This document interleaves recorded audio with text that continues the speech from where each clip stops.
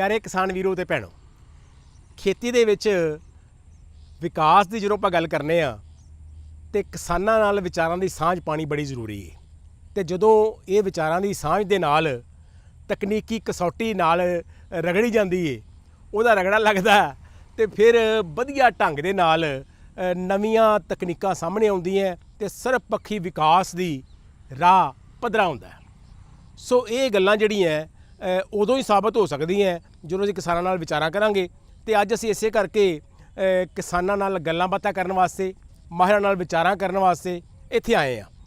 ਗੱਲ ਇਹ ਹੈ ਕਿ ਹੁਣ ਝੋਨੇ ਦੀ ਫਸਲ ਵੀ ਤਕਰੀਬਨ ਤਿਆਰ ਨਜ਼ਰ ਆਉਣ ਡਈ ਹੈ ਤੇ ਫਿਰ ਅਸੀਂ ਪਰਾਲੀ ਦੀ ਸੰਭਾਲ ਵੀ ਕਰਨੀ ਹੈ ਤੇ ਹਾੜੀ ਦੇ ਪ੍ਰਬੰਧ ਵੀ ਕਰਨੇ ਨੇ ਤੇ ਝੋਨੇ ਦੇ ਨਾਲ ਨਾਲ ਹੋਰ ਕਈ ਫਸਲਾਂ ਨੇ, ਹੋਰ ਕਈ ਕੰਮ ਨੇ ਜਿਹੜੇ ਸਾਡੇ ਕਿਸਾਨ ਕਰਦੇ ਨੇ।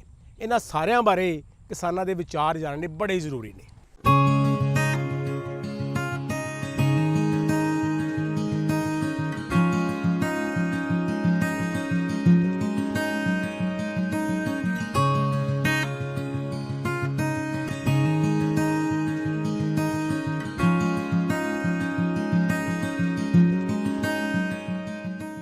ਸੌਣੀ ਸੀਜ਼ਨ ਦੌਰਾਨ ਸਾਡੇ ਜ਼ਿਲ੍ਹੇ ਦੇ ਵਿੱਚ ਲਗਭਗ 29,000 ਹੈਕਟੇਅਰ ਦੇ ਕਰੀਬ ਰਕਬਾ ਸਾਡਾ ਬਾਸਮਤੀ ਤੇ ਝੋਨੇ ਦੇ ਅਧੀਨ ਹੈ ਤੇ ਲਗਭਗ 7,050 ਹੈਕਟੇਅਰ ਰਕਬਾ ਮੱਕੀ ਅਧੀਨ ਹੈ। ਇਸ ਤੋਂ ਇਲਾਵਾ ਕੁਝ ਲਗਭਗ 4,000 ਹੈਕਟੇਅਰ ਰਕਬਾ ਜਿਹੜਾ ਗੰਨੇ ਅਧੀਨ ਹੈ। ਫਸਲਾਂ ਦੀ ਹਾਲਤ ਫਿਰ ਇਸ ਟਾਈਮ ਬਹੁਤ ਵਧੀਆ ਚੱਲ ਰਹੀ ਹੈ। ਸਾਡਾ ਸਰਕਾਰ ਦਾ ਜੋ ਆਬਜੈਕਟਿਵ ਹੈ ਮੇਨ ਖਾਸ ਕਰਕੇ ਸਟਬਲ ਬਰਨਿੰਗ ਤੇ ਇਸ ਟਾਈਮ ਬਹੁਤ ਕੰਮ ਚੱਲ ਰਿਹਾ ਹੈ। ਸਟਬਲ ਬਰਨਿੰਗ ਦੇ ਸਬੰਧ ਦੇ ਵਿੱਚ ਸਾਡੇ ਵੱਲੋਂ ਜ਼ਿਲ੍ਹੇ ਦੇ ਵਿੱਚ ਅਲੱਗ-ਅਲੱਗ ਅਫਸਰਾਂ ਦੀਆਂ ਟੀਮਾਂ ਬਣਾਈਆਂ ਗਈਆਂ ਹਨ, ਜਿਹਦੇ ਦੇ ਸਟਬਲ ਬਰਨਿੰਗ ਦੇ ਨਾਲ ਸੰਬੰਧਿਤ ਸਾਡੇ ਕੋਲੋਂ ਦਾ ਜ਼ਿਲ੍ਹੇ ਦੇ ਵਿੱਚ ਅਲੱਗ-ਅਲੱਗ ਟੀਮਾਂ ਬਣਾਉਣ ਉਪਰੰਤ ਹਰੇਕ ਜਗ੍ਹਾ ਅਨਾਉਂਸਮੈਂਟਾਂ ਕਰਾਈਆਂ ਜਾ ਰਹੀਆਂ ਹਰੇਕ ਕਿਸਾਨਾਂ ਨੂੰ ਕਿ ਪਰਾਲੀ ਦੀ ਰਹਿੰਦ ਖੂੰਹਦ ਨੂੰ ਅੱਗ ਨਾ ਲਗਾਈ ਜਾਵੇ। ਅੱਜ ਦਾ ਵੀ ਸਾਡਾ ਇਸ ਏਰੀਏ ਦੇ ਵਿੱਚ ਮੁੱਖ ਮਕਸਦ ਜਿਹੜਾ ਕੈਂਪ ਲਗਾਉਣ ਦਾ ਇਹੋ ਹੀ ਸੀਗਾ। ਔਰ ਸਾਰੇ ਮੈਂ ਜ਼ਿਲ੍ਹੇ ਦੇ ਕਿਸਾਨਾਂ ਨੂੰ ਅਪੀਲ ਕਰਦਾ ਕਿ ਜਿਵੇਂ ਆਪਾਂ ਪਿਛਲੇ 3 ਸਾਲਾਂ ਦੇ ਵਿੱਚ ਝੋਨੇ ਦੀ ਪਰਾਲੀ ਨੂੰ ਅੱਗ ਨਹੀਂ ਲਗਾਈ ਹੈ, ਆਉਣ ਵਾਲੇ ਸਮੇਂ ਦੇ ਵਿੱਚ ਵੀ ਆਪਾਂ ਇਹ ਜਿਹੜੀ ਪ੍ਰਥਾ ਜਾਰੀ ਰੱਖਾਂਗੇ। ਸਾਡੇ ਕੋਲ ਮਲਚਰ ਵਗੈਰਾ ਹੈ, ਦੂਜੇ ਹੋਰ ਸ਼ਰਬ ਮਾਸਟਰ ਵੀ ਬਹੁਤ ਕੁਛ ਮਤਲਬ ਇੰਪਲੀਮੈਂਟਸ ਜੇ ਨਾ ਲਵੀਏ ਤਾਂ ਬਹੁਤ ਜ਼ਿਆਦਾ ਨੇ। ਉਹਦੇ 'ਚ ਆਪਾਂ ਜਿਹੜੇ ਮਰਜ਼ੀ ਤਰੀਕੇ ਆ ਅਸੀਂ ਪਿਛਲੇ ਸਾਲ ਦੇ ਵਿੱਚ ਵੀ ਲਗਭਗ ਜਿਹੜੀ ਮਸ਼ੀਨਰੀ ਸਪਲਾਈ ਕੀਤੀ ਹੈ ਜ਼ਿਲ੍ਹੇ ਦੇ ਕਿਸਾਨਾਂ ਨੂੰ 1.5 ਕਰੋੜ ਦੇ ਲਗਭਗ ਅਸੀਂ ਸਬਸਿਡੀ ਦਿੱਤੀ ਹੈ। ਹੁਣ ਥੋੜ੍ਹੇ ਦਿਨ ਪਿਛਲੇ ਮਾਨਯੋਗ DC ਸਾਹਿਬ ਸਰਦਾਰ ਹਰਬੀਰ ਸਿੰਘ ਜੀ ਦੀ ਯੋਗ ਅਗਵਾਈ ਵਿੱਚ ਮਿਤੀ 18/9/2023 ਨੂੰ ਡਰਾ ਕੱਢਿਆ ਗਿਆ। ਉਹਦੇ ਵਿੱਚ ਵੀ ਆਪਾਂ ਹਰੇਕ ਮਤਲਬ ਈਵਨ ਬੇਲਰ ਰੇਕਰ ਮਸ਼ੀਨਾਂ ਵਗੈਰਾ ਕਿਸਾਨਾਂ ਨੂੰ ਸਬਸਿਡੀ 'ਤੇ ਸਪਲਾਈ ਕਰ ਰਹੇ ਹਾਂ। ਡਰਾ ਨਿਕਲਣ ਉਪਰੰਤ ਸਾਰੇ ਕਿਸਾਨਾਂ ਦੀਆਂ ਨਾਲ ਹੀ ਮਨਜ਼ੂਰੀਆਂ ਵੀ ਜਾਰੀ ਕਰ ਦਿੱਤੀਆਂ ਗਈਆਂ ਹਨ ਅਤੇ ਕਿਸਾਨਾਂ ਨੂੰ ਇਹ ਵੀ ਦੱਸਿਆ ਗਿਆ ਹੈ ਕਿ 14 ਦਿਨਾਂ ਦੇ ਅੰਦਰ ਅੰਦਰ ਆਪਣੀ ਮਸ਼ੀਨਰੀ ਲੈ ਕੇ ਸਾਡੇ ਬਲਾਕਾਂ ਵਿੱਚ ਜਿਹੜੇ ਸਥਿਤ ਦਫ਼ਤਰਾਂ ਦੇ ਵਿੱਚ ਉਹਦਾ ਮਸ਼ੀਨਰੀ ਵੈਰੀਫਿਕੇਸ਼ਨ ਕਰਨ ਉਪਰੰਤ ਸਾਨੂੰ ਤੁਰੰਤ ਸੂਚਿਤ ਕੀਤਾ ਜਾਵੇ। ਜੋ ਸਰਕਾਰ ਔਰ ਵਿਭਾਗ ਦੀਆਂ ਜਿਹੜੀ ਸਮੇਂ-ਸਮੇਂ 'ਤੇ ਜਿਹੜੀਆਂ ਸਕੀਮਾਂ ਆ ਰਹੀਆਂ ਜਿਸ ਤਰ੍ਹਾਂ ਸਮੈਮ ਔਰ CRM, ਹੁਣ ਜੋ CRM ਜਿਹੜੀ ਹੈਗੀ ਆ ਕਰੋਪ ਰੈਜੀਡੂ ਮੈਨੇਜਮੈਂਟ ਪਰਾਲੀ ਦੇ ਪ੍ਰਬੰਧਨ ਦੇ ਸੰਬੰਧ ਵਿੱਚ, ਉਹਦੇ ਵਿੱਚ ਜ਼ਿਲ੍ਹਾ ਪਠਾਨਕੋਟ ਦੇ ਵਿੱਚ ਅਸੀਂ ਜਿਹੜੀ ਆ ਇਸ ਸਾਲ ਜਿਹੜੀਆਂ ਸਾਨੂੰ ਜਿਹੜੀਆਂ ਐਗਰੀ ਮਸ਼ੀਨ ਆਪਣੇ ਪੋਰਟਲ ਦੇ ਉੱਪਰ ਜਿਹੜੀ ਹੈ agrimachinery.pb.com ਪੋਰਟਲ ਦੇ ਉੱਪਰ ਜਿਹੜੀ ਸਾਨੂੰ ਟੋਟਲ ਜਿਹੜੀਆਂ ਅਰਜ਼ੀਆਂ ਮਿਲੀਆਂ ਉਹ 345 ਅਰਜ਼ੀਆਂ ਮਿਲੀਆਂ ਸੀ, ਜਿਹਦੇ ਵਿੱਚੋਂ ਜਿਹੜੇ ਨਿੱਜੀ ਕਿਸਾਨ ਹੈਗੇ ਆ ਉਹ ਜਨਰਲ ਕੈਟਾਗਰੀ ਦੀਆਂ 279 ਤੇ ਜਿਹੜੀਆਂ SC ਕੈਟਾਗਰੀ ਦੀਆਂ ਸੀ ਉਹ ਸਾਡੀ 22 ਸੀ ਔਰ CSC ਸਾਡੇ ਜਿਹੜੇ ਸੀ ਉਹ 44 ਸੀ। ਸੋ ਮਾਨਯੋਗ ਡਿਪਟੀ ਕਮਿਸ਼ਨਰ ਕਮ ਚੇਅਰਮੈਨ ਜ਼ਿਲ੍ਹਾ ਪੱਧਰੀ ਕਾਰਜਕਾਰੀ ਕਮੇਟੀ ਵੱਲੋਂ ਅਸੀਂ ਜਿਹੜਾ ਉਹ ਜਿਹੜੇ CRM ਦੇ ਡਰਾ ਹੈਗੇ 18 ਤਰੀਕ ਨੂੰ ਅਸੀਂ ਜਿਹੜੇ ਆ ਉਹ ਆਪਣੇ ਜ਼ਿਲ੍ਹਾ ਪੱਧਰੀ ਕਾਰਜਕਾਰੀ ਕਮੇਟੀ ਵੱਲੋਂ ਜਿਹੜੇ ਆ ਉਹ ਕੱਢੇ ਗਏ ਆ, ਜਿਹਦੇ ਵਿੱਚ ਅਸੀਂ ਜਿਹੜੀ ਆ ਟੋਟਲ ਜਿਹੜੀ ਮਸ਼ੀਨਰੀ ਹੈਗੀ ਆ 244 ਮਸ਼ੀਨਰੀ ਸਾਲ ਜਿਹੜੀ ਆਪਾਂ ਸੈਂਕਸ਼ਨ ਜਿਹੜੀ ਆ ਉਹ ਦਿੱਤੀ ਹੈਗੀ ਹੈ। ਸੋ ਜੇ ਇੰਜੀਨੀਅਰਿੰਗ ਸੈਕਸ਼ਨ ਦੀ ਗੱਲ ਕਰੀਏ ਤਾਂ ਸਰਕਾਰ ਔਰ ਵਿਭਾਗ ਵੱਲੋਂ ਸਮੇਂ-ਸਮੇਂ 'ਤੇ ਜਿਹੜੇ ਆਪਣੇ ਜਿਹੜੇ ਉਪਰਾਲੇ ਕੀਤੇ ਜਾ ਰਹੇ ਆ ਪਰਾਲੀ ਪ੍ਰਬੰਧਨ ਨੂੰ ਲੈ ਕੇ। ਸੋ ਸਾਡੇ ਪਠਾਨਕੋਟ ਜ਼ਿਲ੍ਹੇ ਦੇ ਵਿੱਚ ਲਗਭਗ ਪੈਡੀ ਸਟਰਾ ਜਿਹੜਾ ਹੈਗਾ ਉਹ 1.78 ਲੱਖ ਟਨ ਦੇ ਲਗਭਗ ਹੈਗਾ, ਜਿਹਦੇ ਵਿੱਚੋਂ 83% ਜਿਹੜਾ ਹੈਗਾ ਉਹ XC2 as a fodder use ਕਰ ਲੈਂਦੇ ਕਮਿਊਨਿਟੀ ਜਿਹੜੇ ਗੁੱਜਰ ਕਮਿਊਨਿਟੀ ਹੋਣ ਦੇ ਕਾਰਨ, ਔਰ ਜਿਹੜੀ ਬਾਕੀ INC2 ਜਿਹੜੀ ਹੈਗੀ ਆ ਉਹ ਅਸੀਂ ਜਿਹੜੀ ਆ ਉਹ ਮਸ਼ੀਨ ਦੇ ਰਾਹੀਂ ਜਿਹੜੀ ਆ ਉਹ ਕਵਰ ਕਰਦੇ ਹਾਂ। ਸੋ ਜ਼ਿਆਦਾਤਰ ਜਿਹੜੇ ਕਿਸਾਨ ਸਾਡੇ ਹੈਗੇ ਆ ਇੱਧਰ ਉਹ ਆਪਣੇ ਜਿਹੜੇ ਕੰਢੀ ਏਰੀਏ ਦੇ ਵਿੱਚ ਜਾਂ ਸਾਡੇ ਜਿਹੜੇ ਕਿਸਾਨ ਨੇ ਉਹ ਜ਼ਿਆਦਾਤਰ ਕੀ ਆ ਆਪਣੇ ਗੁੱਜਰ ਕਮਿਊਨਿਟੀ ਹੋਣ ਦੇ ਕਰਕੇ ਜਿਹੜਾ ਉਹ ਪਰਾਲੀ ਏਰੀਆ ਗੁੱਜਰ ਭਾਈਚਾਰਾ ਲੈ ਜਾਂਦਾ।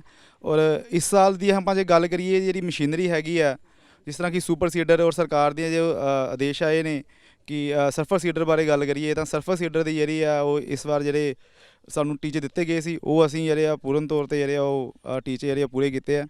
ਸੋ ਉਹਦੇ ਵਿੱਚੋਂ ਵੀ ਅਸੀਂ ਜਿਹੜੇ 149 ਜਿਹੜੇ ਲਗਭਗ ਏਰੀਆ ਮਸ਼ੀਨਾਂ ਜਿਹੜੀਆਂ ਇਸ ਵਾਰ ਉਹਨਾਂ ਨੂੰ ਅਸੀਂ ਸੰਕਸ਼ਨਾਂ ਦਿੱਤੀਆਂ। ਸੋ ਜਿਹੜਾ ਸਰਫਰ ਸੀਡਰ ਹੈਗਾ ਇਹ ਬਹੁਤ ਹੀ ਜਿਹੜਾ ਵਧੀਆ ਮਸ਼ੀਨ ਆ ਜਿਹੜੀ ਪਰਾਲੀ ਦੇ ਪ੍ਰਬੰਧਨ ਨੂੰ ਲੈ ਕੇ।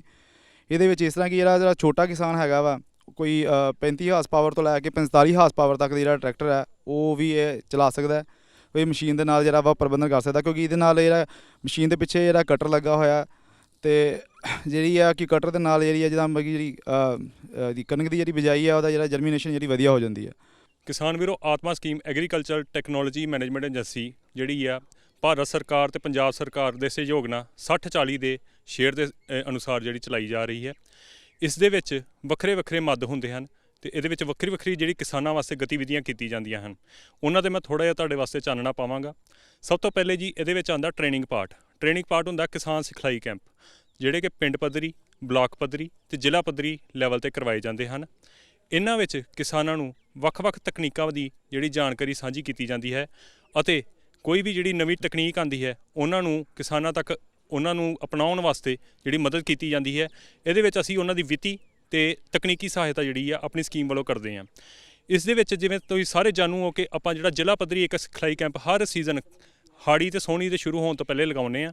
ਇਸ ਵਾਰੀ ਹੁਣ ਜਿਹੜਾ ਅਸੀਂ ਹਾੜੀ ਦਾ ਜਿਹੜਾ ਸੀਜ਼ਨ ਸ਼ੁਰੂ ਹੋਣ ਜਾ ਰਿਹਾ ਵਾ ਉਹਦਾ ਵੀ ਜਿਹੜਾ ਸਿਖਲਾਈ ਕੈਂਪ ਆ ਅਸੀਂ ਕਰਵਾਉਣ ਜਾ ਰਹੇ ਹਾਂ। ਅਤੇ ਉਹਦੇ ਵਿੱਚ ਕੀ ਕਰਦੇ ਹਾਂ, ਅਸੀਂ ਸਾਰੇ ਵਿਭਾਗਾਂ ਨੂੰ ਇਕੱਠਾ ਕਰਕੇ ਖੇਤੀਬਾੜੀ, ਬਾਗਬਾਨੀ, ਭਾਵੇਂ ਡੇਅਰੀ ਹੋਏ, ਭਾਵੇਂ ਪਸ਼ੂ ਪਾਲਣ ਹੋਏ, ਸਾਰੇ ਜਿਹੜੇ ਉੱਥੇ ਮਿਲ ਕੇ ਉਹ ਪ੍ਰੋਗਰਾਮ ਵਿੱਚ ਪਾਰਟ ਲੈਂਦੇ ਨੇ ਅਤੇ ਕਿਸਾਨ ਵੀਰ ਤਕਰੀਬਨ 1000 ਤੋਂ ਵੱਧ ਕਿਸਾਨ ਜਿਹੜਾ ਇੱਕ ਮੇਲੇ ਦੇ ਵਿੱਚ ਭਾਗ ਲੈਂਦਾ ਵਾ। ਉਹਦੇ ਵਿੱਚ ਅਸੀਂ ਸਾਰੇ ਕਿਸਾਨ ਵੀਰਾਂ ਨਾਲ ਆਪਣੇ ਮਹਿਕਮੇ ਦੀ ਜਿਹੜੀ ਨਵੀਂ ਜਿਹੜੀ ਕੋਈ ਤਕਨੀਕਾਂ ਜਿਹੜੀਆਂ ਉਹ ਸਾਂਝੀਆਂ ਕਰਦੇ ਹਾਂ, ਪਲੱਸ ਕੋਈ ਨਵੀਂ ਵੈਰਾਈਟੀ ਰਿਲੀਜ਼ ਹੋਈ ਹੈ ਕਣਕ ਦੀ ਜਾਂ ਕੋਈ ਵੀ ਫਸਲ ਦੀ, ਉਹ ਉਹਨਾਂ ਤੱਕ ਜਿਹੜੀ ਪਹੁੰਚਾਈ ਜਾਂਦੀ ਹੈ।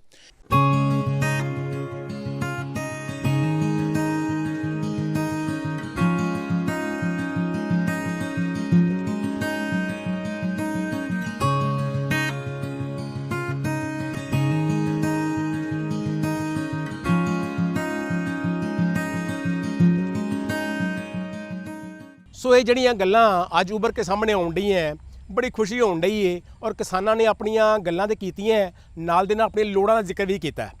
ਅੱਜ ਜ਼ਰੂਰਤ ਹੈ ਕਿ ਸਰਕਾਰਾਂ ਨੂੰ ਅੱਗੇ ਆਉਣਾ ਚਾਹੀਦਾ ਔਰ ਕਿਸਾਨਾਂ ਦੀਆਂ ਲੋੜਾਂ ਜੇ ਪੂਰੀਆਂ ਹੋ ਜਾਣ ਤਾਂ ਮੈਨੂੰ ਲੱਗਦਾ ਹੈ ਕਿ ਵਿਕਾਸ ਦੇ ਪੈਂਡੇ ਬੜੇ ਲਾਗੇ ਹੋ ਸਕਦੇ ਨੇ, ਵਿਕਾਸ ਦੇ ਰਾਹ ਬੜੇ ਪੱਧਰੇ ਹੋ ਸਕਦੇ ਨੇ। ਜ਼ਰੂਰਤ ਹੈ ਕਿ ਕਿਸਾਨਾਂ ਦੀਆਂ ਜ਼ਰੂਰਤਾਂ ਪੂਰੀਆਂ ਕਰੀਏ ਅਤੇ ਜੋ ਮਾਹੌਲ ਬਣਨ ਡਿਆ, ਕਿਸਾਨ ਚਾਹੁੰਦਾ ਕਿ ਉਹ ਪਰਾਲੀ ਨੂੰ ਬਚਾਵੇ, ਕਿਸਾਨ ਚਾਹੁੰਦਾ ਕਿ ਉਹ ਖੇਤੀ 'ਚ ਵਿਭਿੰਨਤਾ ਲਿਆਵੇ।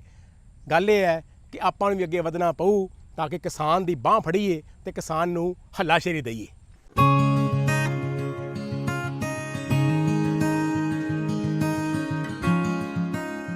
ਕਿਸਾਨਾਂ ਨਾਲ ਵਿਚਾਰਾਂ ਦੀ ਸਾਂਝ ਪਾਉਂਦੇ ਹੋਏ ਖੇਤੀਬਾੜੀ ਤੇ ਕਿਸਾਨ ਭਲਾਈ ਵਿਭਾਗ ਕਿਸਾਨ ਜਾਗਰੂਕਤਾ ਕੈਂਪ ਵੀ ਲਗਾਉਂਦਾ ਏ। ਇਸ ਕੈਂਪ ਵਿੱਚ ਕਿਸਾਨਾਂ ਦੀ ਸ਼ਮੂਲੀਅਤ ਸਾਡੇ ਲਈ ਪ੍ਰੇਰਨਾਦਾਇਕ ਵੀ ਏ। ਪਠਾਨਕੋਟ ਦੇ ਇਸ ਇਲਾਕੇ ਵਿੱਚ ਕਿਸਾਨਾਂ ਅਤੇ ਵਿਭਾਗ ਦੇ ਤਾਲਮੇਲ ਨੇ ਤਿਲਾਂ ਦੀ ਖੇਤੀ ਨੂੰ ਵੀ ਹੱਲਾਸ਼ੇਰੀ ਦਿੱਤੀ ਏ, ਜੋ ਕਿ ਖੇਤੀ ਵਿੱਚ ਵਿਭਿੰਨਤਾ ਵਾਸਤੇ ਬੇहद ਜ਼ਰੂਰੀ ਏ। ਇਸ ਕਿਸਾਨ ਜਾਗਰੂਕਤਾ ਕੈਂਪ ਵਿੱਚ ਕਿਸਾਨਾਂ ਵੱਲੋਂ ਪਰਾਲੀ ਦੀ ਸੁਚੱਜੀ ਸੰਭਾਲ ਵਾਸਤੇ ਚੁੱਕੀ ਗਈ ਸਹੁੰ ਸਾਡੇ ਸਭ ਲਈ ਪਰਾਲੀ ਨੂੰ ਨਾ ਸਾੜਨ ਅਤੇ ਵਾਤਾਵਰਣ ਦੀ ਸੰਭਾਲ ਦਾ ਸੁਨੇਹਾ ਵੀ ਦੇ ਰਹੀ ਏ। ਜ਼ਿੰਮੇਵਾਰ ਸਮਾਜਿਕ ਪ੍ਰਾਣੀ ਹੋਣ ਦੇ ਨਾਤੇ ਕੁਦਰਤ ਦੇ ਤਿੰਨ ਅਨਮੋਲ ਖਜ਼ਾਨੇ ਹਵਾ, ਪਾਣੀ ਅਤੇ ਮਿੱਟੀ ਦੀ ਸਾਂਭ ਸੰਭਾਲ ਲਈ ਬਣਦਾ ਯੋਗਦਾਨ ਪਾਵਾਂਗਾ। ਭਵਿੱਖ ਵਿੱਚ ਵਾਤਾਵਰਣ ਦੀ ਸ਼ੁੱਧਤਾ ਨੂੰ ਕਾਇਮ ਰੱਖਣ ਲਈ ਫਸਲਾਂ ਦੀ ਰਹਿੰਦ ਖੂੰਹਦ ਨੂੰ ਅੱਗ ਨਹੀਂ ਲਗਾਵਾਂਗਾ ਤਾਂ ਜੋ ਆਪਣੇ ਜ਼ਿਲ੍ਹੇ ਪਠਾਨਕੋਟ ਨੂੰ ਪ੍ਰਦੂਸ਼ਣ ਮੁਕਤ ਬਣਾਇਆ ਜਾ ਸਕੇ। ਮੈਂ ਰੰਗਲਾ ਪੰਜਾਬ ਬਣਾਉਣ ਵਿੱਚ ਸਰਕਾਰ ਨੂੰ ਪੂਰਨ ਸਹਿਯੋਗ ਦੇਵਾਂਗਾ।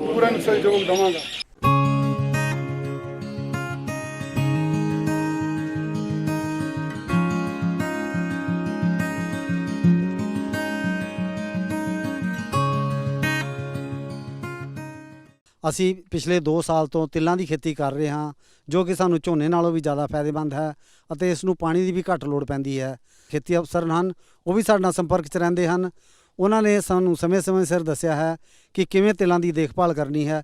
ਉਸੇ ਹਿਸਾਬ ਨਾਲ ਅਸੀਂ ਇਹ ਖੇਤੀ ਕਰ ਰਹੇ ਹਾਂ ਔਰ ਸਾਨੂੰ ਤਿਲਾਂ ਨਾਲੋਂ ਇਹਦਾ ਕਾਫੀ ਲਾਭ ਹੋ ਰਿਹਾ ਹੈ ਜੀ। ਵਿਭਾਗ ਵੱਲੋਂ ਜੋ ਵੀ ਅਸੀਂ ਜਾਣਕਾਰੀ ਮੰਗਦੇ ਹਾਂ ਉਹ ਸਾਨੂੰ ਸਮੇਂ-ਸਮੇਂ ਸਿਰ ਦੱਸਦੇ ਰਹਿੰਦੇ ਹਨ ਜੀ। ਤਿਲਾਂ ਦੀ ਖੇਤੀ ਅਸੀਂ 2 ਸਾਲਾਂ ਤੋਂ ਕਰ ਰਹੇ ਹਾਂ। ਮੁੱਖ ਖੇਤੀਬਾੜੀ ਅਫਸਰ ਇਹਨਾਂ ਨੇ ਸਾਨੂੰ ਪ੍ਰੇਰਿਤ ਕੀਤਾ ਕਿ ਤਿਲਾਂ ਦੀ ਫਸਲ ਲਗਾਓ, ਜੋ ਕਿ ਝੋਨੇ ਦੀ ਫਸਲ ਨਾਲੋਂ ਵਧੀਆ ਹੈ। ਇਸ 'ਤੇ ਖਰਚਾ ਘੱਟ ਪੈਂਦਾ ਹੈ, ਖਾਦਾਂ ਘੱਟ ਲੱਗਦੀਆਂ ਹਨ ਅਤੇ ਪਾਣੀ ਦੀ ਵੀ ਘੱਟ ਵਰਤੋਂ ਹੁੰਦੀ ਹੈ। ਅਸੀਂ 2 ਸਾਲ ਤੋਂ ਟਰਾਈ ਕਰ ਰਹੇ ਹਾਂ ਅਤੇ ਸਾਨੂੰ ਇਹਦਾ ਵਧੀਆ ਮਿਲ ਰਿਹਾ। ਅਸੀਂ ਆਪਣੇ ਖਾਣ ਜਿੰਨਾ ਤੇਲ ਦੀ ਅਸੀਂ ਪ੍ਰਾਪਤੀ ਕਰ ਲੈਂਦੇ ਹਾਂ। ਇਹਦਾ ਮੰਡੀਕਰਨ ਜਿਹੜਾ ਆ ਬੜਾ ਵਧੀਆ ਮੰਡੀਕਰਨ ਹੋ ਜਾਂਦਾ। ਲੋਕ ਪਿੰਡਾਂ ਦੇ ਹੀ ਲੋਕ ਖਰੀਦ ਕੇ ਲੈ ਜਾਂਦੇ ਸਾਡੇ ਕੋਲੋਂ। ਖਾਦਾਂ ਇਹਨੂੰ ਜ਼ਰੂਰਤ ਨਹੀਂ ਪੈਂਦੀ, ਖਾਦਾਂ ਦੀ ਪਾਣੀ ਇਹਨੂੰ ਨਹੀਂ ਲਾਉਣਾ ਪੈਂਦਾ, ਪਾਣੀ ਤੇ ਬਰਸਾਤ ਨਾਲ ਹੀ ਹੁੰਦੀ ਹੈ। ਆਪਾਂ ਇਹਨੂੰ 15 ਜੁਲਾਈ ਨੂੰ ਆਪਾਂ ਇਹ ਬਿਜਾਈ ਕੀਤੀ ਹੈ ਤੇ ਇਹਦਾ ਜਿਹੜਾ ਲਾਸਟ ਅਕਤੂਬਰ ਦੇ ਸਾਡੇ ਜਿਹੜੀ ਫਸਲ ਜਿਹੜੀ ਹੈ ਕੱਟ ਕੇ ਸਾਡੇ ਘਰ ਆ ਜਾਣੀ ਹੈ। ਮੈਂ ਦੂਜੇ ਕਿਸਾਨਾਂ ਨੂੰ ਕਹਿੰਦਾ ਕਿ ਤੁਸੀਂ ਝੋਨੇ ਦੀ ਫਸਲਾਂ ਤੋਂ ਬਾਹਰ ਨਿਕਲੋ, ਕਿਉਂਕਿ ਜ਼ਿਆਦਾ ਡਾਇਵਰਸੀਫਿਕੇਸ਼ਨ ਦਾ ਇਹ ਵਧੀਆ ਤਰੀਕਾ ਹੈ। ਕਿਉਂਕਿ ਪਾਣੀ ਦਾ ਲੈਵਲ ਜਿਹੜਾ ਨੀਚੇ ਜਾਂਦਾ ਰਿਹਾ, ਹਰ ਸਾਲ ਨੀਚੇ ਦਰ ਹਰ ਸਾਲ ਘਟਦਾ ਜਾ ਰਿਹਾ ਤੇ ਅਸੀਂ ਇਹ ਤਿਲਾਂ ਦੀ ਖੇਤੀ ਕਰਨ ਨਾਲ ਪਾਣੀ ਨੂੰ ਬਚਾ ਸਕਦੇ ਹਾਂ। ਅਸਾਂ ਇਸ ਵਾਰ ਤਿਲਾਂ ਦੀ ਲਗਭਗ 1 ਏਕੜ ਖੇਤੀ ਕੀਤੀ। ਆਪਣੇ ਜ਼ਿਲ੍ਹੇ ਦੇ ਚੀਫ ਅਫਸਰ ਸਾਨੂੰ ਤਿਲਾਂ ਦੀ ਖੇਤੀ ਕਰਨ ਵਾਸਤੇ ਪ੍ਰੇਰਿਤ ਕੀਤਾ। ਉਹਦਾ ਸਾਨੂੰ ਬਹੁਤ ਵਧੀਆ ਰਿਸਪਾਂਸ ਮਿਲ ਰਿਹਾ। ਇਸ ਤੋਂ ਪਹਿਲਾਂ ਮੈਂ ਮੱਕੀ ਦੀ ਖੇਤੀ ਕਾਸ਼ਤ ਕਰਦਾ ਸੀ, ਜਿਹੜੀ ਲਗਭਗ 810 ਏਕੜ ਦੇ ਵਿੱਚ ਕਰਦਾ ਸੀ।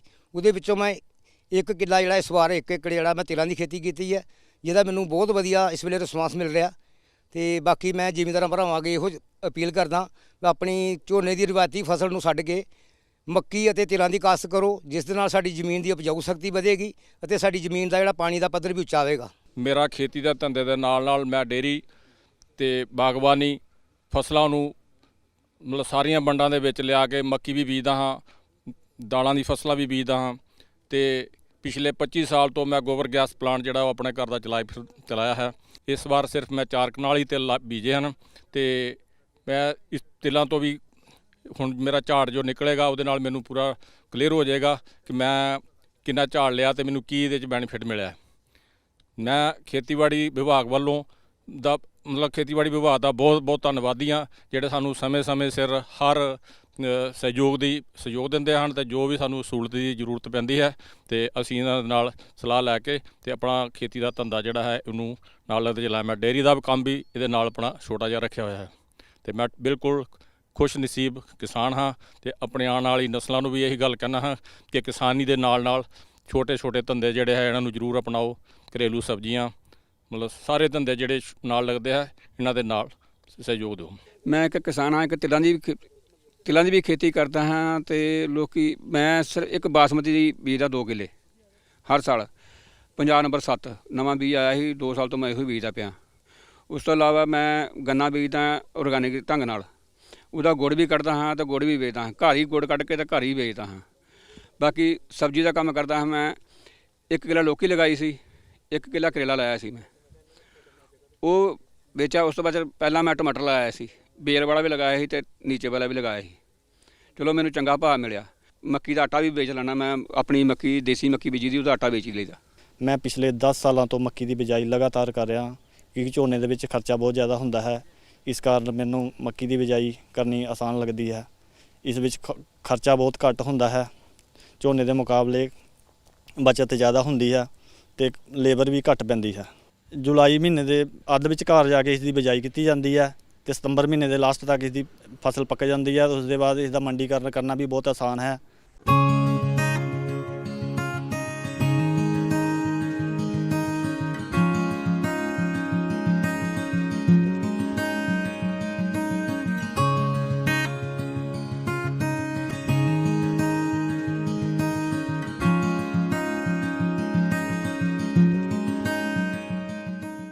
ਸੋ ਸਾਡੇ ਤਕਨੀਕੀ ਮਾਹਿਰ ਵੀ ਜਿਹੜੇ ਨੇ ਉਹ ਹਰ ਪੱਖੋਂ ਤਿਆਰ ਜਾਪਦੇ ਹੈ। ਇਹ ਤਕਨੀਕੀ ਮਾਹਿਰਾਂ ਨੇ ਬੜੀਆਂ ਵਿਚਾਰਾਂ ਸਾਂਝੀਆਂ ਕੀਤੀਆਂ, ਕਿਸਾਨਾਂ ਦੀਆਂ ਜ਼ਰੂਰਤਾਂ ਬਾਰੇ, ਤਕਨੀਕੀ ਲੋੜਾਂ ਬਾਰੇ ਜਵਾਬ ਵੀ ਦੇਣ ਦੀ ਕੋਸ਼ਿਸ਼ ਕੀਤੀ ਹੈ, ਨਾਲ ਦੇ ਨਾਲ ਸਹੂਲਤਾਂ ਦਾ ਜ਼ਿਕਰ ਵੀ ਕਰਨ ਦੀ ਕੋਸ਼ਿਸ਼ ਕੀਤੀ ਹੈ। ਪਰ ਗੱਲ ਇਹ ਹੈ ਕਿ ਸਾਰਾ ਕੁਝ ਤਦ ਹੀ ਸੰਭਵ ਹੋ ਸਕਦਾ ਹੈ ਜੇ ਵਿਚਾਰਾਂ ਦੀ ਸਾਂਝ ਪਵੇ। ਇਕੱਠੇ ਮਿਲਾਂਗੇ, ਬੈਠਾਂਗੇ ਤੇ ਫਿਰ ਇਹ ਗੱਲਬਾਤ ਤੁਰੇਗੀ ਤੇ ਗੱਲਬਾਤ ਜਦੋਂ ਤੁਰੇਗੀ ਤੇ ਕਿਤੇ ਨਾ ਕਿਤੇ ਜਾ ਕੇ ਪੁੱਜੇਗੀ ਤੇ ਵਿਕਾਸ ਦਾ ਰਾਹ ਹੋਰ ਪੱਧਰਾ ਹੋਏਗਾ। ਮੈਂ ਪ੍ਰਿਆ ਪੀਐਮ ਕਿਸਾਨ ਰਿਲੇਟਡ ਸਕੀਮ ਤਹਿਤ ਹਾਂ। ਇਹ ਜਿਹੜੀ ਸਕੀਮ ਹੈ 2019 ਤੋਂ ਪਹਿਲੇ ਚੱਲਦੀ ਆ ਰਹੀ ਹੈ। ਇਹਦੇ ਵਿੱਚ ਉਹ ਫਾਰਮਰ ਨੇ ਜਿਹੜੇ ਜਿਨ੍ਹਾਂ ਦੀ ਵਾਹੇਯੋਗ ਜ਼ਮੀਨ ਹੈ ਉਹਨਾਂ ਨੂੰ ਸਰਕਾਰ ਵੱਲੋਂ ਜਿਹੜੀ ਹੈ ਆਪਣਾ 6000 ਰੁਪਇਆ ਸਾਲ ਦਾ ਮਿਲਦਾ ਹੈ 3 ਕਿਸ਼ਤਾਂ ਵਿੱਚ। ਇਹਦੇ 'ਚ ਫਾਰਮਰ ਹੈ ਜਿਹੜੇ ਉਹ ਆਪਣਾ ਇਹਦਾ ਲਾਭ ਲੈ ਸਕਦੇ ਨੇ। ਉਹਦੇ ਵਿੱਚ ਫਾਰਮਰ ਨੂੰ ਕੀ ਕਰਨਾ ਪੈਂਦਾ ਹੈ, ਪਹਿਲੇ ਉਹਨਾਂ ਨੂੰ ਆਪਣੀ ਜਿਹੜੀ ਸਕੀਮ ਹੈ ਉਹਦੇ ਲਈ ਆਪਣਾ CSC ਸੈਂਟਰ 'ਚ ਅਪਲਾਈ ਕਰਾਉਣਾ ਪੈਂਦਾ ਹੈ। ਉਹਨਾਂ ਨੂੰ ਆਪਣੇ ਫਾਰਮ ਫਿਲ ਕਰਵਾ ਕੇ ਜਿਹੜੀ ਆਪਣੀ ਜ਼ਮੀਨੀ ਫਰਦ ਹੈ ਉਹ ਅਪਲੋਡ ਕਰਵਾਉਣੀ ਪੈਂਦੀ ਹੈ। ਜਦੋਂ ਉਹਨਾਂ ਦੀ ਜ਼ਮੀਨ ਅਪਲੋਡ ਹੁੰਦੀ ਹੈ ਤਾਂ ਉਹ ਜਿਹੜਾ ਕੇਸ ਹੈ ਆਪਣਾ ਬਲਾਕ ਲੈਵਲ ਦੇ ਦਫ਼ਤਰ 'ਚ ਆਂਦਾ ਹੈ। ਬਲਾਕ ਲੈਵਲ ਤੋਂ ਉਹਨਾਂ ਨੂੰ ਫਾਈਲ ਸਬਮਿਟ ਕਰਵਾ ਕੇ ਇਹ ਕੇਸ ਅੱਗੇ ਫਾਰਵਰਡ ਡਿਸਟ੍ਰਿਕਟ ਲੈਵਲ ਨੂੰ ਹੋ ਜਾਂਦਾ ਹੈ। ਡਿਸਟ੍ਰਿਕਟ ਲੈਵਲ ਤੋਂ ਵੈਰੀਫਾਈ ਕਰਕੇ ਕੇਸ ਨੂੰ ਸਟੇਟ ਲੈਵਲ ਤੇ ਭੇਜਿਆ ਜਾਂਦਾ ਹੈ ਤੇ ਇਹ ਸਕੀਮ ਦਾ ਲਾਭ ਫਾਰਮਰ ਲੈ ਸਕਦੇ ਨੇ। ਜੋ ਫਾਰਮਰ ਪਹਿਲੇ ਲਾਭ ਲੈ ਰਹੇ ਨੇ ਉਹਨਾਂ ਨੂੰ 3 ਪ੍ਰੋਬਲਮ ਦਾ ਸਾਹਮਣਾ ਕਰਨਾ ਪੈ ਰਿਹਾ। ਇੱਕ ਤਾਂ ਜਿਹੜਾ ਫਾਰਮਰ ਦਾ ਇਸ਼ੂ ਆ ਰਿਹਾ ਲੈਂਡ ਸੀਡਿੰਗ ਦਾ। ਜਿਹੜੀ ਲੈਂਡ ਸੀਡਿੰਗ ਹੈ ਕਿ ਫਾਰਮਰਸ ਨੇ ਜਦੋਂ 2019 ਚ ਪਹਿਲੇ ਫਾਰਮ ਫਿਲ ਕੀਤੇ ਸੀ ਉਹਦੇ 'ਚ ਫਾਰਮਰ ਹੈ ਜਿਹੜੇ ਉਹਨਾਂ ਨੇ ਆਪਣਾ ਜਿਹੜਾ ਹੈ ਲੈਂਡ ਰਿਕਾਰਡ ਅਪਡੇਟ ਨਹੀਂ ਕੀਤਾ ਸੀ, ਜਿਸ ਵਜ੍ਹਾ ਨਾਲ ਫਾਰਮਰ ਨੂੰ ਜਿਹੜੀ ਕਿਸ਼ਤ ਦਾ ਲਾਭ ਨਹੀਂ ਮਿਲਿਆ। ਹੁਣ ਫਾਰਮਰ ਨੂੰ ਜਿਹੜੀ ਗਾਈਡਲਾਈਨਸ ਦੇ ਮੁਤਾਬਿਕ ਉਹਨਾਂ ਦੀ ਜਿਹੜੀ ਲੈਂਡ ਆ ਉਹ ਵੈਰੀਫਾਈ ਕਰਵਾਈ ਜਾਂਦੀ ਹੈ ASM ਦੇ ਥਰੂ। ਉਹਨਾਂ ਨੂੰ ਫਿਰ ਇਸ ਕਿਸ਼ਤਾਂ ਦਾ ਲਾਭ ਮਿਲਦਾ ਹੈ। ਇੱਕ ਦੂਸਰੀ ਜਿਹੜੀ ਹੈ ਫਾਰਮਰ ਦੀ ਜਿਹੜੀ ਲੈਂਡ ਸੀਡਿੰਗ ਦਾ ਕੰਪਲੀਟ ਹੋਣ ਤੋਂ ਬਾਅਦ EKYC ਉਹਨਾਂ ਦੀ ਬਾਇਓਮੈਟ੍ਰਿਕ ਹੁੰਦੀ ਹੈ। ਬਾਇਓਮੈਟ੍ਰਿਕ ਲਈ ਇੱਕ ਫੋਨ ਐਪ ਲਾਂਚ ਕੀਤੀ ਗਈ ਹੈ ਜਿਹਦੇ 'ਚ ਫਾਰਮਰ ਆਪਣੀ ਇੱਕ ਫੋਨ ਦੇ ਉੱਤੋਂ 100 ਫਾਰਮਰਸ ਦੀ ਜਿਹੜੀ ਆ ਆਪਾਂ EKYC ਕਰ ਸਕਦੇ ਆ। ਤੀਸਰੀ ਜਿਹੜੀ ਫਾਰਮਰ ਦੀ ਹੈ ਉਹਦਾ ਬੈਂਕ ਜਿਹੜੀ ਓਬਜੈਕਸ਼ਨ ਹੈ PFM ਰਿਸਪੌਂਸ ਹੈ ਨਾ ਜਿਹੜਾ ਫਾਰਮਰ ਦਾ ਉਹ ਕਲੀਅਰ ਹੋਣਾ ਚਾਹੀਦਾ ਹੈ। ਫਾਰਮਰ ਦਾ ਜਿਹੜਾ ਡਾਟਾ ਹੈ ਉਹਦੇ ਵਿੱਚ ਉਹਨਾਂ ਦਾ ਆਧਾਰ ਕਾਰਡ, ਉਹਨਾਂ ਦਾ ਮੋਬਾਈਲ, ਉਹਨਾਂ ਦਾ ਜਿਹੜਾ ਪੋਰਟਲ ਦਾ ਨਾਮ ਹੈ ਉਹ ਅਪਡੇਟ ਹੋਣਾ ਚਾਹੀਦਾ ਹੈ। ਇਹ ਤਿੰਨਾਂ ਕਿਸਮਾਂ ਕੰਪਲੀਟ ਹੋਣ ਦੇ ਬਾਵਜੂਦ ਜਿਹੜੇ ਫਾਰਮਰ ਹੈ ਇਸ ਟਾਈਮ 14ਵੀਂ ਕਿਸ਼ਤ ਲਾਂਚ ਹੋ ਚੁੱਕੀ ਹੈ। ਜੇਕਰ ਕੋਈ ਫਾਰਮਰ ਨੂੰ ਕੋਈ ਪ੍ਰੋਬਲਮ ਆਉਂਦੀ ਹੈ ਤਾਂ ਉਸ ਜ਼ਿਲ੍ਹਾ ਪਠਾਨਕੋਟ ਦੇ ਮੁੱਖ ਖੇਤੀਬਾੜੀ ਦਫ਼ਤਰ 'ਚ ਆ ਕੇ ਆਪਣੀ ਪ੍ਰੋਬਲਮ ਨੂੰ ਦੱਸ ਸਕਦੇ ਨੇ। ਇਸ ਤੋਂ ਇਲਾਵਾ ਜਿਹੜੇ ਸਾਡੇ ਸੈਲਫ ਹੈਲਪ ਗਰੁੱਪ ਜਿਹੜੇ ਸਾਡੇ ਗਰੁੱਪ ਚਲਾਏ ਜਾ ਰਹੇ ਨੇ ਜ਼ਿਲ੍ਹੇ ਵਿੱਚ ਤੇ ਪੂਰੇ ਪੰਜਾਬ ਪੱਧਰ ਤੇ, ਉਹਨਾਂ ਨੂੰ ਇਹਦੇ ਵਿੱਚ ਖੁੱਲ੍ਹਾ ਸੱਦਾ ਹੁੰਦਾ ਵਾ ਕਿ ਉਹ ਇਹਦੇ ਆ ਕੇ ਫ੍ਰੀ ਵਿੱਚ ਆਪਣੇ ਇੱਕ ਸਟਾਲ ਲਗਾਉਣ ਤੇ ਆਪਣਾ ਜਿਹੜਾ ਵਾ ਖੁਦ ਦੇ ਜਿਹੜੇ ਪਦਾਰਥ ਬਣਾਏ ਆ ਖੇਤੀ ਪਦਾਰਥ, ਅਚਾਰ, ਮੁਰੱਬੇ, ਜੋ ਵੀ ਮਸਾਲੇ ਮਸੂਲੇ ਤਿਆਰ ਕਰਦੇ ਨੇ ਉਹਨਾਂ ਦਾ ਜਿਹੜਾ ਮੰਡੀਕਰਨ ਆਪਣੇ ਲੈਵਲ ਤੇ ਕਰ ਸਕਦੇ ਆ। ਤੇ ਇਹ ਸਾਡੇ ਵੱਲੋਂ ਇੱਕ ਵਧੀਆ ਉਪਰਾਲਾ ਕੀਤਾ ਜਾਂਦਾ ਵਾ ਜਿਹਦੇ ਨਾਲ ਜਿਹੜਾ ਕਿਸਾਨਾਂ ਦੀ ਜਿਹੜਾ ਵਿੱਤੀ ਪੱਧਰ ਚੁੱਕਣ ਵਿੱਚ ਸਾਡੇ ਵੱਲੋਂ ਥੋੜ੍ਹੇ ਜਿਹੇ ਐਫਰਟਸ ਕੀਤੀਆਂ ਜਾਂਦੀਆਂ ਨੇ। ਇਸ ਤੋਂ ਇਲਾਵਾ ਸਾਡਾ ਹੁੰਦਾ ਜੀ ਪ੍ਰਦਰਸ਼ਨੀ ਪਲਾਟਾਂ ਦਾ ਇੱਕ ਮੱਧ। ਉਹਦੇ ਵਿੱਚ ਪ੍ਰਦਰਸ਼ਨੀ ਪਲਾਟਾਂ ਵਿੱਚ ਇਹ ਹੁੰਦਾ ਕਿ ਜੇ ਡੈਮੋ ਪਲਾਟ ਆ, ਕੋਈ ਨਵੀਂ ਫਸਲ ਦੀ ਕੋਈ ਨਵੀਂ ਵੈਰਾਈਟੀ ਆਈ ਹੈ ਉਹ ਅਸੀਂ ਖੇਤਾਂ ਤੱਕ ਪਹੁੰਚਾਉਣ ਲਈ ਕਿਸਾਨਾਂ ਨੂੰ ਡੈਮੋ ਪਲਾਟ ਜਿਹੜੇ ਆ ਉਹ ਲਗਵਾਉਂਦੇ ਆ। ਉਹਦੇ ਵਿੱਚ ਅਸੀਂ ਜਿਹੜੀ ਇੱਕ ਵਿੱਤੀ ਸਹਾਇਤਾ ਤੇ ਤਕਨੀਕੀ ਸਹਾਇਤਾ ਜਿਹੜੀ ਆ ਆਤਮਾ ਸਕੀਮ ਅਧੀਨ ਕਰਦੇ ਆ। ਤੇ ਮੈਂ ਸਾਰੇ ਕਿਸਾਨ ਵੀਰਾਂ ਨੂੰ ਇਹੀ ਬੇਨਤੀ ਕਰਾਂਗਾ ਕਿ ਸਾਰੇ ਜਿਹੜੇ ਸਾਡੇ ਆਤਮਾ ਸਕੀਮ ਨਾਲ ਜੁੜ ਕੇ ਤੇ ਜਿਹੜੇ ਸਾਡੀ ਜੋ ਵੀ ਅਸੀਂ ਲਾਭ ਦਿੰਦੇ ਆ ਸਕੀਮ ਦੇ ਵਿੱਚ ਉਹਦਾ ਜ਼ਰੂਰ ਲਾਇਆ ਲਿਆ ਕਰੋ। ਇਸੇ ਤਰ੍ਹਾਂ ਮੈਂ ਆਪਣੇ ਜਿਹੜੇ ਕਿਸਾਨ ਹੈਗੇ ਨੇ ਸਾਡੇ ਜ਼ਿਲ੍ਹਾ ਪਠਾਨਕੋਟ ਦੇ, ਮੈਂ ਉਹਨਾਂ ਨੂੰ ਵੀ ਬੇਨਤੀ ਕਰਾਂਗਾ ਕਿ ਸਰਕਾਰ ਦੀਆਂ ਜਿਹੜੇ ਸਮੇਂ-ਸਮੇਂ ਤੇ ਆ ਰਹੀਆਂ ਜਿਹੜੀਆਂ ਸਕੀਮਸ ਹੈਗੀਆਂ, ਚਾਹੇ ਉਹ ਇੰਜੀਨੀਅਰਿੰਗ ਵਿੰਗ ਦੇ ਨਾਲ ਹੈ ਚਾਹੇ ਕੋਈ ਵੀ ਹੈ, ਉਹਨਾਂ ਦਾ ਜਿਹੜਾ ਲਾਹਾ ਲਿਆ ਜਾਏ। ਔਰ ਇਸ ਵਾਰ ਜਿਹੜਾ ਕਿਸਾਨ ਆਪਣੀ ਸਰਕਾਰ ਨੇ ਜਿਹੜਾ ਉਪਰਾਲਾ ਕੀਤਾ ਉਹ ਕਿਸਾਨ ਦੇ ਹਿੱਤ 'ਚ ਇਹ ਕੀਤਾ ਕਿ ਸਭ ਤੋਂ ਜਿਹੜਾ ਵਧੀਆ ਕੰਮ ਕੀਤਾ ਜੀ ਉਹ ਇਹ ਕੀਤਾ ਕਿ ਸਾਰੀਆਂ ਹੀ ਅਰਜ਼ੀਆਂ ਜਿਹੜੀਆਂ ਵਾ ਉਹ ਔਨਲਾਈਨ ਹੀ ਲਈਆਂ ਜਾ ਰਹੀਆਂ agrimachinerypb.com ਪੋਰਟਲ ਦੇ ਉੱਪਰ, ਕਿ ਕਿਸਾਨ ਨੂੰ ਕਿਤੇ ਵੀ ਜਿਹੜਾ ਖੱਜਲ ਖੁਆਰ ਨਾ ਹੋਣਾ ਪਏ ਆਫਲਾਈਨ ਅਰਜ਼ੀ ਦੇਣ ਦੇ ਵਿੱਚ। ਸੋ ਸਾਰੀਆਂ ਹੀ ਅਰਜ਼ੀਆਂ ਜਿਹੜੀਆਂ agrimachinerypb.com ਪੋਰਟਲ ਦੇ ਉੱਪਰ ਜਿਹੜੀਆਂ ਉਹ ਲਈਆਂ ਜਾਂਦੀਆਂ। ਤੇ ਇਸ ਕਰਕੇ ਇਹ ਜਿਹੜੀ ਐਗਰੀਮਸ਼ੀਨਰੀ ਪੋਰਟਲ ਦੇ ਉੱਪਰ ਜਿਹੜੀਆਂ ਅਰਜ਼ੀਆਂ ਲੈਣ ਦੇ ਨਾਲ ਹੀ ਕਿਸਾਨ ਨੂੰ ਜਿਹੜਾ ਖੱਜਲ ਖਰਾਬ ਨਹੀਂ ਹੋਣਾ ਪੈਂਦਾ। ਸੋ ਮੈਂ ਸਾਰੇ ਕਿਸਾਨ ਭਰਾਵਾਂ ਨੂੰ ਬੇਨਤੀ ਕਰਦਾ ਕਿ ਜਿੰਨੀਆਂ ਵੀ ਜਿਹੜੀਆਂ ਸਰਕਾਰ ਵਿਭਾਗ ਦੀਆਂ ਸਕੀਮਾਂ ਚੱਲ ਰਹੀਆਂ ਉਹਨਾਂ ਦਾ ਲਾਹਾ ਲਿਆ ਜਾਏ। ਝੋਨੇ ਦੀ ਇਸ ਟਾਈਮ ਜੀ ਜਿਹੜੀ ਫਸਲ ਦੀ ਸਥਿਤੀ ਹੈ ਬਿਲਕੁਲ ਬਿਮਾਰੀ ਰਹਿਤ ਹੈ। ਹਰੇਕ ਮਤਲਬ ਸੋਹਣੀ ਦੀ ਕਿਸੇ ਵੀ ਫਸਲ 'ਚ, ਚਾਹੇ ਉਹ ਝੋਨਾ ਹੈ, ਚਾਹੇ ਮੱਕੀ ਹੈ, ਚਾਹੇ ਗੰਨਾ ਹੈ, ਇਸ ਟਾਈਮ ਬੇਸ਼ੱਕ ਸਾਡਾ ਇਲਾਕਾ ਖਾਸ ਕਰਕੇ ਮੀਰਥਲ ਔਰ ਬਮਿਆਲ ਹੜ੍ਹਾਂ ਦੀ ਮਾਰ ਵਿੱਚ ਵੀ ਰਿਹਾ, ਪਰ ਉਹਦੇ ਬਾਵਜੂਦ ਵੀ ਫਸਲਾਂ ਦੀ ਸਥਿਤੀ ਜਿਹੜੀ ਬਹੁਤ ਵਧੀਆ ਹੈ। ਮੇਰੀ ਸਮੂਹ ਪੰਜਾਬ ਦੇ ਕਿਸਾਨਾਂ ਨੂੰ, ਖਾਸ ਕਰਕੇ ਆਪਣੇ ਜ਼ਿਲ੍ਹੇ ਦੇ ਵੀ ਕਿਸਾਨਾਂ ਨੂੰ ਇਹੋ ਹੀ ਬੇਨਤੀ ਹੈ ਵੀ ਸਾਡੇ ਜ਼ਿਲ੍ਹਾ ਪੱਧਰ ਤੇ ਮੈਂ ਬਤੌਰ ਮੁੱਖ ਖੇਤੀਬਾੜੀ ਅਫਸਰ ਸੇਵਾਵਾਂ ਨਿਭਾ ਰਿਹਾ। ਸਾਡੇ ਬਾਹਰ ਫੋਕਲ ਪੁਆਇੰਟ ਪੱਧਰ ਤੇ ਵੀ ਦਫ਼ਤਰ ਹਨ ਸਾਰੇ ਪੰਜਾਬ 'ਚ। ਇੱਦਾਂ ਹੀ ਸਾਰਾ ਸਿਨੈਰੀਓ ਬਣਿਆ ਹੋਇਆ ਹੈ। ਬਲਾਕ ਪੱਧਰ ਤੇ ਵੀ ਦਫ਼ਤਰ ਹਨ। ਸਾਡਾ ਮਹਿਕਮਾ ਲਗਭਗ ਕਿਸਾਨਾਂ ਦੀ ਸੇਵਾਵਾਂ ਵਿੱਚ ਹਾਜ਼ਰ ਹੈ, ਪਰ ਜੇਕਰ ਕਿਸੇ ਕਿਸਾਨ ਨੂੰ ਕੋਈ ਸਮੱਸਿਆ ਹੋਵੇ ਤਾਂ ਆਪਣੇ ਨੇੜੇ ਪਿੰਡ ਦੇ ਨੇੜੇ ਪੈਂਦੇ ਜਿਹੜੇ ਵੀ ਦਫ਼ਤਰ ਹੈ ਉਹਦੇ ਵਿੱਚ ਸੰਪਰਕ ਕਰ ਲਿਆ ਜਾਵੇ।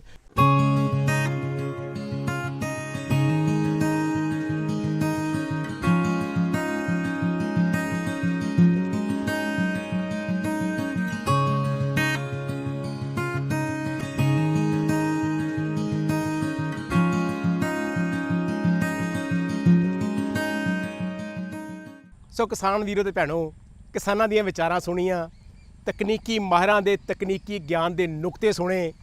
ਗੱਲ ਇਹ ਹੈ ਕਿ ਆਪਾਂ ਇਹਨਾਂ ਨੂੰ ਅਮਲੀ ਜਾਮਾ ਪਹਿਨਾਉਣਾ ਹੈ। ਆਪਾਂ ਖੇਤੀ ਦਾ ਵਿਕਾਸ ਪੱਧਰਾ ਕਰਨਾ ਹੈ। ਆਪਾਂ ਆਪਣੇ ਵੱਲੋਂ ਵਾਹ ਪੂਰੀ ਲਾਣੀ ਹੈ, ਵਾਤਾਵਰਨ ਨੂੰ ਬਚਾਉਣਾ ਹੈ, ਧਰਤੀ ਹੇਠਲਾ ਪਾਣੀ ਬਚਾਉਣਾ ਹੈ।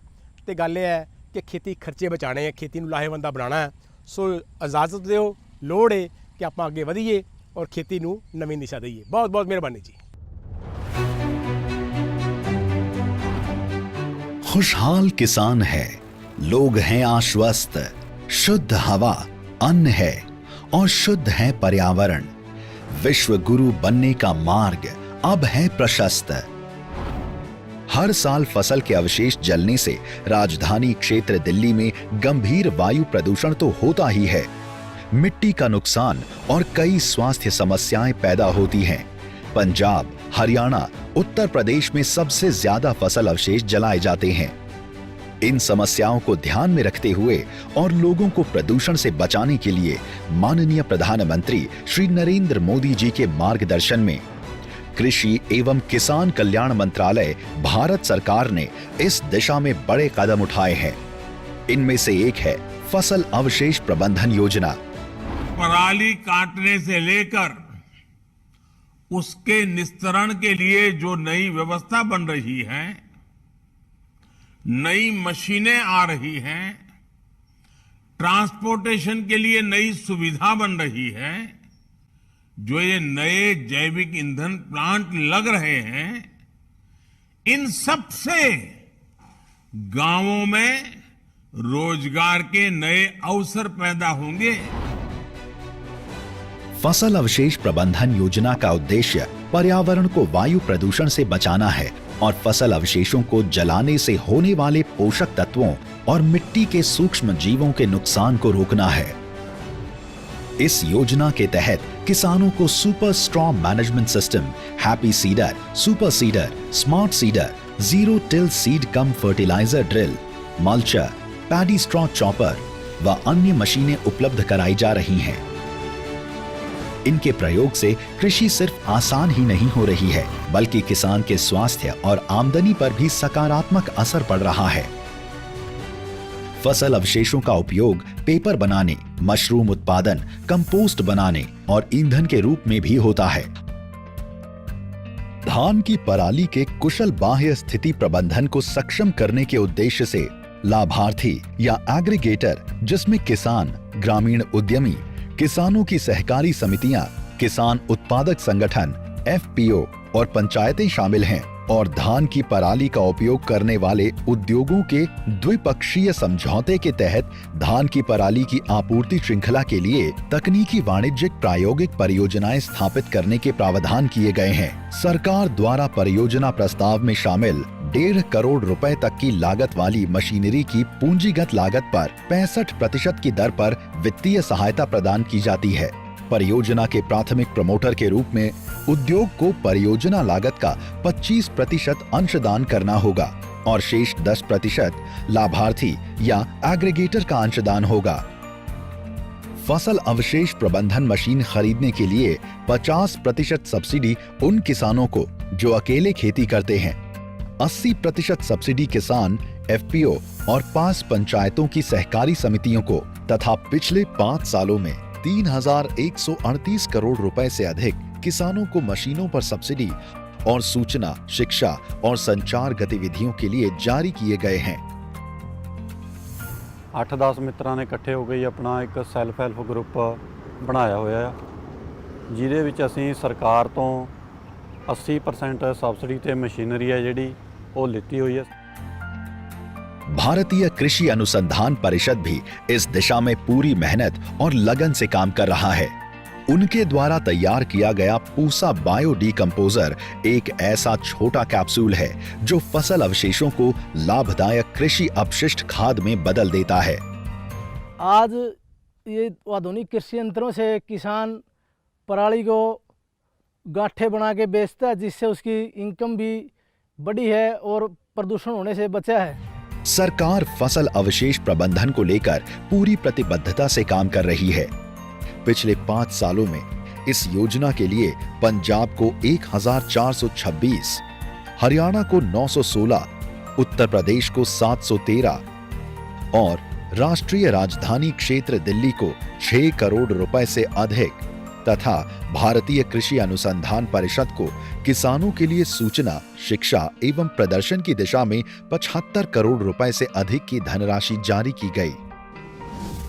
खास बात ये कि कृषि एवं किसान कल्याण मंत्रालय भारत सरकार ने सिस्टम को और ज्यादा सुचारू रूप से चलाने वाला बनाने के लिए एक मल्टी लैंग्वेज मोबाइल ऐप भी बनाया है, जिसे फार्म्स यानी फार्म मशीनरी सॉल्यूशंस ऐप नाम दिया गया है।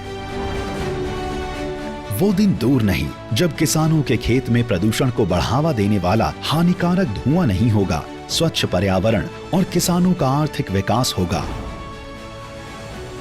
स्वस्थ कृषि, स्वच्छ पर्यावरण और अच्छे स्वास्थ्य के प्रति अपने हर संकल्प को सिद्धि तक पहुंचाने के लिए पूरी प्रतिबद्धता के साथ निरंतर फसल अवशेष प्रबंधन योजना का श्रेष्ठ नेतृत्व कर रहा है कृषि एवं किसान कल्याण मंत्रालय, भारत सरकार।